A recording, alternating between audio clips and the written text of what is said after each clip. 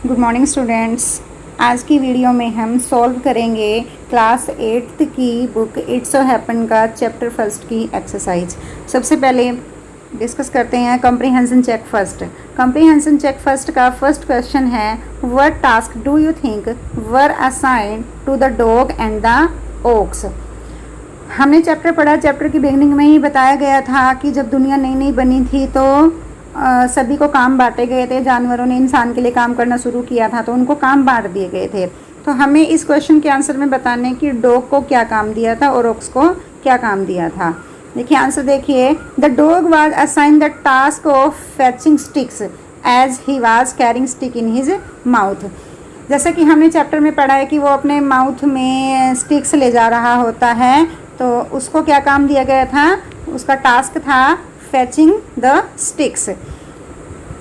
और ऑक्स का, the ox was assign the task of ploughing, उसको खेत जोतने का काम दिया गया था। As there was a yoke hanging on his neck, जैसा कि हमने चैप्टर में पढ़ा है कि उसकी जो नेक थी उस पर योक रखा हुआ था, हैंग हो रखा था। तो इससे पता चलता है कि उसकी गर्दन पर योक था, तो इसका मतलब कि उसको खेत जोतने का काम दिया गया था, प्लॉइंग का काम दिया गया था। ये हमारे फर्स्ट क्वेश्चन का आंसर आएगा। डॉग का टास्क था स्टिक्स लेकर जाना और ऑक्स का काम था खेत जोतना। सेकंड क्वेश्चन देखिए, why did the camel live in the middle of the desert.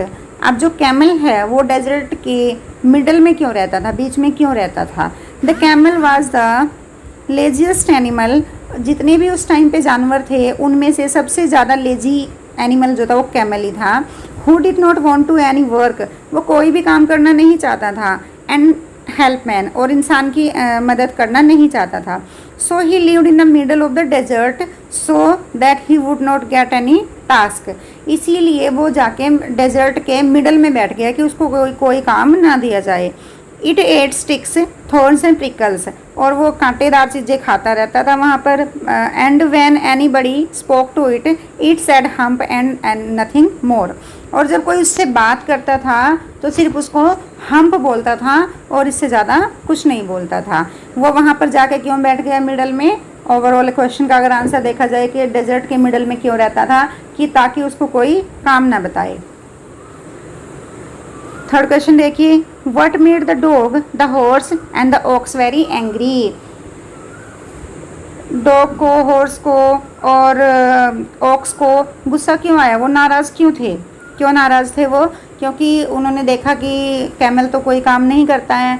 जब शाम को वो इकट्ठे होते हैं, इंसान के पास आते हैं, तो इंसान उनको कह देता है कि वो जो कैमल है वो कोई काम नहीं करता और उसके बदले में तुम लोगों को डबल काम करना पड़ेगा। The man told the dog, the horse and the ox that since camel did not work, he would leave him alone. कि जब वो कोई काम नहीं करता तो उसको अकेला छोड़ दो, कुछ मत कहो उसको। But the work assigned to him had to be done. लेकिन जो उसका काम है, काम तो करना ही है, वो नहीं करेगा तो कोई और करेगा। But so the three of them would have to work double. इसलिए उन तीनों को डबल काम करना पड़ा, डबल टाइम, दो गुना काम करना पड़ा। This the made the three of them angry, इससे वो तीनों नाराज थे। फोर्थ क्वेश्चन देखिए, how did the djinn know the horse was complaining against the camel. जिन को कैसे पता चल गया कि जो हॉर्स है वो कैमल के अगेंस्ट कंप्लेंट कर रहा है। When the other animal were assign the camel's work the horse was complained the djinn about the animal who stayed in the desert. जब उनको काम बांटे गए तो हॉर्स को भी कैमल के नाम का काम दिया गया, तो उसने जिनको कंप्लेंट की उस जानवर के लिए जो कि डेजर्ट के मिडल में रहता है। एंड डिड नॉट वर्क, और कोई काम नहीं करता है। The djinn knew that the horse was complaining against the camel, जिनको पता था कि हॉर्स जो है वो कैमल के अगेंस्ट कंप्लेंट कर रहा है। Because he was the in charge of all desert, क्योंकि वो पूरे डेजर्ट का इंचार्ज था, इसलिए उसको पता था कौन क्या करता है, वो देखता रहता था। And he knew everything happening to relation to his desert, उसको पता होता था कि उसके डेजर्ट में क्या कुछ हो रहा है। अब सेकंड कॉम्प्रीहेंशन को सॉल्व करते हैं। The camel was looking at his own reflection in the pool. The camel was looking his own reflection in the pool. What does it suggest to you about the camel. जो camel था वो अपना reflection देख रहा था pool में। इससे आपको क्या समझ में आता है, इससे क्या समझाने की कोशिश की जा रही है यहाँ पे। The camel was looking at his own reflection in the pool. It shows that he was proud of his appearance, especially his back. जब कैमल अपना रिफ्लेक्शन बार बार पानी में देखे जा रहा था, पूल में देख रहा था, तो इससे ये समझ में आता था कि उसको अपनी बॉडी पर, अपने जो शरीर है उस पर बड़ा घमंड था, स्पेशली अपनी बैक पर। ही लाइक्ड एडमायरिंग हिमसेल्फ, उसको अपनी तारीफ करवाना अच्छा लगता था। The camel said hump repeatedly, how did it effect him. Camel bar bar, question second देखे कॉम्प्रिहेंशन सेकंड का, कैमल बार बार हम्प रिपीट करता रहता था, इसका उस पर क्या इफेक्ट पड़ा। While the jinn was trying to remind him for being lazy and avoiding his work, जब जिन ने उसको रिमाइंड कराया कि तुम लेजी हो गए और अपने काम को अवॉइड कर रहे हो, the camel kept saying hump, तब भी कैमल हम्प ही कहता रहा रिपीटेडली, बार बार। Even the djinn warn him, जहाँ यहाँ तक कि जिन ने उसको वार्निंग भी दी, नोट टू से सो, ऐसा ना कहे। जिन ने उसको वार्निंग दी कि वो ऐसा ना कहे, लेकिन वो नहीं माना। सो his back puffed into a big hump as a result of his repeating the word and by not working। इसीलिए हम्प वर्ड को बार बार रिपीट करने की वजह से उसकी जो कमर थी, उसकी जो पीठ थी, उस पर एक हम्प बन गया। और उसका दूसरा कारण क्या था कि कोई काम नहीं करता था वो, उसकी वजह से भी हम्प बना। Question third, what according to the djinn was the use of hump. जिन के अकॉर्डिंग हम्प का क्या यूज हो सकता है, उस हम्प का क्या यूज़ था उसके लिए, कैमल के लिए। अब जब उसने, जिन ने कैमल को हम्प दे दिया तो कैमल परेशान हुआ और उसने कहा कि काम भी करना पड़ेगा, कि लेकिन मैं ये हम्प लेके काम कैसा करूँगा, ये तो हर्डल हो गया एक मेरे काम के बीच में।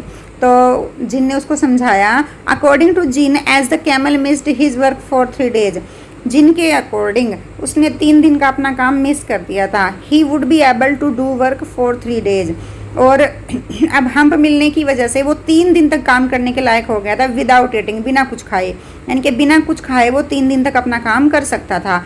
The hump would help the camel in storing the food, जो हम्प था कैमल का वो उसको फूड स्टोर करने में उसकी हेल्प करेगा। And use it during his work without eating anything, और जब वो काम कर रहा होगा और उसको ज़रूरत होगी भोजन की, तो वो इस भोजन को यूज़ कर पाएगा बिना कुछ खाए पिए। वो हम्प में से स्टोर किया हुआ खाना यूज़ कर पाएगा फॉर अ लॉन्ग पीरियड, काफ़ी समय तक।